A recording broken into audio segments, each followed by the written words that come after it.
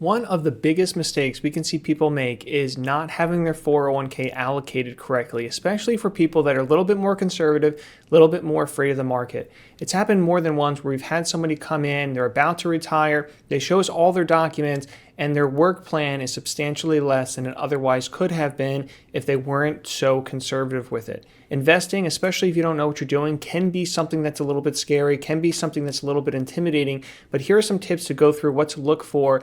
And if all of this fails, ask for help, look for professional guidance so that you don't have your 401k be something that holds you back instead of sets you free at retirement. So Joan is looking to retire now. We see her situation. She has an emergency fund. She has a joint account here. You can see it's moderately conservative. She has a whole life insurance policy. And then she has her work plan. She comes in and we look at it and let's say it's exceedingly conservative. We've had this happen more than once where somebody chose a stable value fund, which is code word for cash many times in a 401k or employer work plan.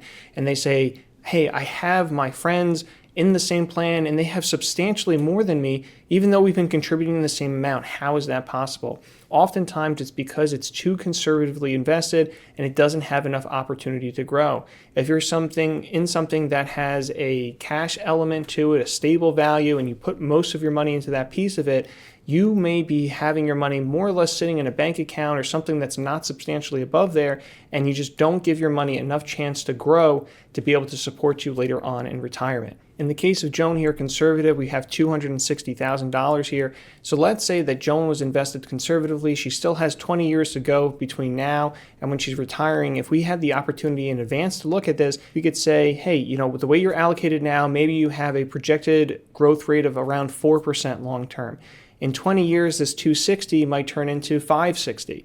And you might say, hey, that's great. My 260 turns into $560,000. That's a huge jump up, more than double where I am right now. But when you compare that to even, let's say, a moderate account that's, say, projected to earn 7% per year instead of 4% per year, instead of $560,000, it could be over $1 million 20 years from now. And so that's the difference. It could mean hundreds of thousands of dollars depending on what you're putting in, what your balance is, all that kind of stuff. But having it allocated correctly is really, really important.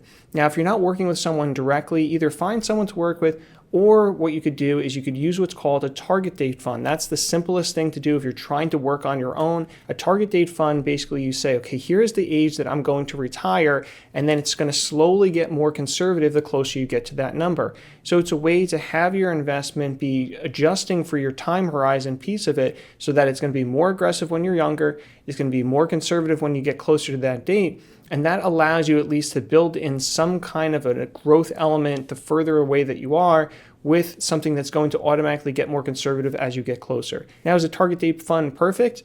No, it's not perfect. The primary reason why it's not perfect is because even though that is when the date is when it's going to get more and more conservative, that doesn't mean that's the date you're going to need the money.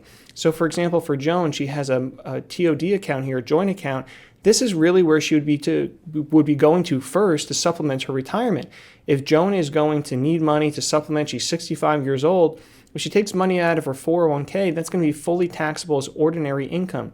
If she takes money out of this account, only the gains will be taxable at the more favorable capital gains rates, which could be 0, 15, 20 at the most, but for most people, they're relatively low. For Joan's situation, even though the target date fund is saying, oh, Joan is retiring in 2050 or whatever it might be, I need to get more conservative by then. It's assuming that you're going to need the money in 2050, whereas Joan may not need the money until 2060, 2070, whatever it might be. Target date funds are a great intermediary option if you're not using someone to help you professionally, but make sure that your risk tolerance for your 401k matches with what your time horizon is. That way you give yourself the best chance of building up this asset that may be the primary source that you need to draw from to fund your retirement and do everything you want at that point in time.